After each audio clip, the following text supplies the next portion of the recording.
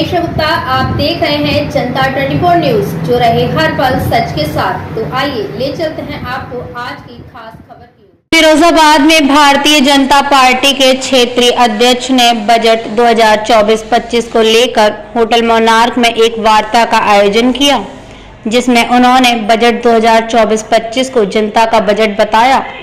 क्षेत्रीय अध्यक्ष दुर्ग विजय सिंह ने केंद्र सरकार के बजट को जनता का बजट बताते हुए कहा कि उत्तर प्रदेश को इस बार बजट में पहले से ज्यादा लाभ देने का काम किया गया है। विपक्ष गलत अफवाह फैलाने का काम कर रहा है। एनकाउंटर के सवाल पर बोले, अपराधियों के एनकाउंटर नहीं हो तो क्या उन्हें माला पहनाई जाए? अपराधी कोई हो, कार्यवाही होगी। ब्यूरो रिपोर्ट, फिरोजाबाद, जनता 24 न्यूज। रिपोर्टर रवि वशिष्ठ। कि आप सबको जानकारी है, मोदी पार्ट 3 सरकार ने अपना देश को आगे ले जाने वाला बजट प्रस्तुत किया है और इस बजट के माध्यम से पूरे देश में इंफ्रास्ट्रक्चर, सड़क, रोजगार, समाज के प्रत्येक वर्ग के उत्थान के लिए, समाज के प्रत्येक वर्ग के डेवलपमेंट के लिए सरकार ने इस बजट में प्रावधान किया है। साथ ही साथ सरकार ने उत्तर प्रदेश के विकास के लिए केंद्र सरकार ने उत्तर प्रदेश को उत्तर प्रदेश बनाने के लिए भी विशेष प्रावधान इस बजट में किए गए हैं, जिसके तहत लगभग कर्ज गारंटी योजना से उत्तर प्रदेश को 20 लाख इकाइयों को जीवन दान, 22 लाख नए उद्यमियों को तैयार करने का टारगेट इस बजट में किया गया है। सरकार ने 1000 ITI को हब और स्पोक व्यवस्था, 100 ITI कॉलेज को अपग्रेड करने का टारगेट रखा है, जिसके माध्यम से लगभग 3.5 लाख नौजवानों को फ़ायदा मिलेगा। साथ ही साथ उत्तर प्रदेश में जो केंद्र सरकार है उसके माध्यम से चालू वर्ष में इंफ्रास्ट्रक्चर को लेकर लगभग 40,000 करोड़ रुपए मिलने की संभावना है, जिससे 10 नए राष्ट्रीय राजमार्ग, 2000 नई सड़कें बनाने का प्रावधान उत्तर प्रदेश में किया गया है। साथ ही साथ केंद्र सरकार ने पिछली बार की अपेक्षा योजनाओं के लिए उत्तर प्रदेश को 7,000 करोड़ रुपए के बजाय इस बार 11,500 करोड़ रुपए आवंटित किए हैं। साथ ही साथ केंद्र द्वारा प्रायोजित योजनाओं के लिए अपेक्षित 90,000 करोड़ के बजाय सरकार ने 96,000 करोड़ रुपए केंद्र सरकार ने इस बजट में आवंटन करने का काम उत्तर प्रदेश के लिए किया है।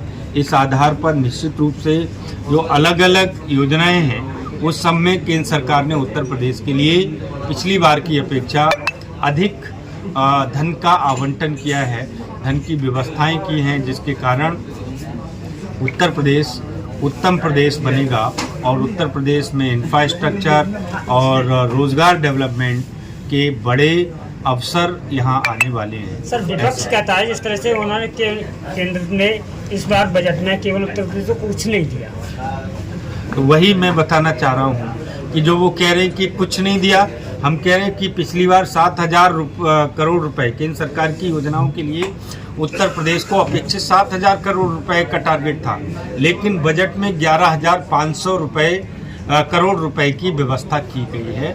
जरा अंतर करिए, कितने हजार करोड़ रुपया एक लाख दलों को खुश करने के लिए बजट दिया गया है। किसको खुश करने के लिए? जो आपके घटक दल नहीं, घटक दल तो उत्तर प्रदेश में हमारे केवल अपना दल है और ये हैं, तो इसमें घटक दलों के लिए थोड़ा ही व्यवस्था, ये तो इंफ्रास्ट्रक्चर, रोजगार, उस सब को डेवलपमेंट के लिए है। जिसमें मैं बताना चाह रहा हूँ कि ये जो प्रायोजित योजनाएं हैं केंद्र द्वारा, उसके लिए 90,000 करोड़ रुपए की अपेक्षित था, लेकिन सरकार ने 6,000 करोड़ रुपए अधिक आवंटन करते हुए 96,000 करोड़ रुपया उत्तर प्रदेश के लिए आवंटन किया है। विपक्ष झूठा नैरेटिव तैयार करने के लिए जाना जाता है। इस लोकसभा चुनाव में भी विपक्ष ने, आप सबको जानकारी है, आरक्षण, संविधान और इस सब के नाम पर जिस तरह का झूठा नैरेटिव तैयार किया था, उसी आधार पर फिर से ये झूठा नैरेटिव तैयार करने की एक प्रयास है उनका। मैं आपको बताना चाहता हूँ, श्री अखिलेश यादव आज आरक्षण के नाम पर सबसे ज़्यादा छाती पीट रहे हैं। मैं उनसे पूछना चाहता हूँ कि जब उनकी सरकार थी तो दलितों के प्रमोशन में आरक्षण का विरोध करने वाली कोई सरकार थी तो वो समाजवादी पार्टी की सरकार थी। और उत्तर प्रदेश में अगर दलितों पर सर्वाधिक अत्याचार अगर किसी गवर्नमेंट में हुए तो डाटा उठा लिया जाए तो उसमें अखिलेश यादव की सरकार में हुआ था।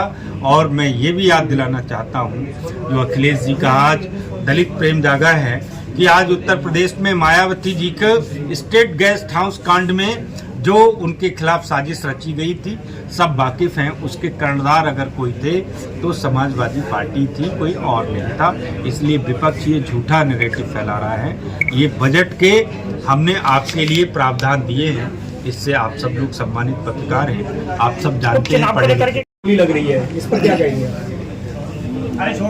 देखिए, विपक्ष के पास कोई बहुत विषय है नहीं अभी, झूठ बोलने के अलावा उनके पास कोई नहीं है। विपक्ष तो ये चाहता है कि अपराधियों को संरक्षण किया जाए, और अपराधी संरक्षित तो नहीं होगा। इस भारतीय जनता पार्टी की सरकार में अपराधी निश्चित रूप से उत्तर प्रदेश गुंडा मुक्त रहेगा, गुंडा मुक्त होकर रहेगा। और जो गुंडे हैं जिन्होंने गरीबों की ज़मीनों पर कब्जे किए हैं, कुछ किए हैं, उन पर बाबा का बुलडोजर चलता रहेगा। आज समाजवादी पार्टी ने कल संविधान स्तंभ का उपयोग किया है फिल्म, इस पर आप क्या किया? संविधान मान स्तंभ स्थापित किया है। अच्छा, अब देखिए वो क्या करना चाहते हैं वो उनका विषय है, और झूठ फैलाने की कोई बात है वो कर रहे होंगे। लेकिन मैं उनसे पूछना चाहता हूँ कि वो कांग्रेस का जो इमरजेंसी थी उसके ऊपर जरा समाजवादी पार्टी के नेताओं से पूछिए कि वो संविधान का उल्लंघन था या नहीं था। क्या मुलायम सिंह जी को जेल में कांग्रेस ने डाला, वो सही डाला था या गलत डाला था? लालू प्रसाद यादव ने अपनी बेटी का नाम मीसा भारती रखा, सही रखा था? आज उसी कांग्रेस के साथ मिलकर सब संविधान बचाने की लड़ाई लड़ रहे हैं। कौन सी संविधान बचाने की लड़ाई लड़ रहे हैं? बताएं तो जरा, कहाँ पर उल्लंघन हो गया, क्या हो गया? कहीं बताएंगे या केवल झूठ बोलने में ही रहेंगे कि संविधान का उल्लंघन हो गया, उल्लंघन हो गया? एक बात बताएं कि हाँ संविधान का उल्लंघन हो गया। यही तो हम कह रहे हैं कि 100% झूठा और झूठा प्रचार केवल कि संविधान का एक घटना बताएं कि हाँ संविधान का उल्लंघन हुआ।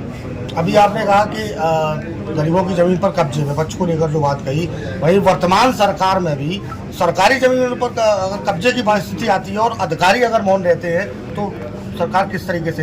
ऐसा हो नहीं रहा। कहीं कोई विषय होगा तो आप हमारे संज्ञान में डालें। फिरोजाबाद में सर इस तरीके से बता ना मुझे अगर कोई ऐसा विषय। नगर निगम के नगर आयुक्त खामोश बने हुए हैं, जबकि रेस्पॉन्सिबिलिटी मुझे भी इसकी जानकारी, दावे कर रही है कुछ और। मुझे इसकी जानकारी नहीं है। सरकार भ्रष्टाचार और गुंडई के खिलाफ है। सरकार ऐसा मगर आपके अधिकारी तो सुनते नहीं है किसी बात की, अगर उनसे कहा जाए फोन अधिकारी फोन नहीं उठाते हैं सर, समस्याओं को अधिकारी भी सुनेंगे, हो रहे हैं, अधिकारी भी सुनेंगे। ऐसा नहीं है, अधिकारी नहीं। जनपद में ऐसा कई बार हो चुका है, किसी अधिकारी से मुझे कोई जानकारी नहीं है। अगर कोई लिख कर ऐसा विषय हो आप लिख कर दीजिए, मैं माननीय मुख्यमंत्री जी को उसको अवगत कराऊंगा और उन्हें काम करना पड़ेगा।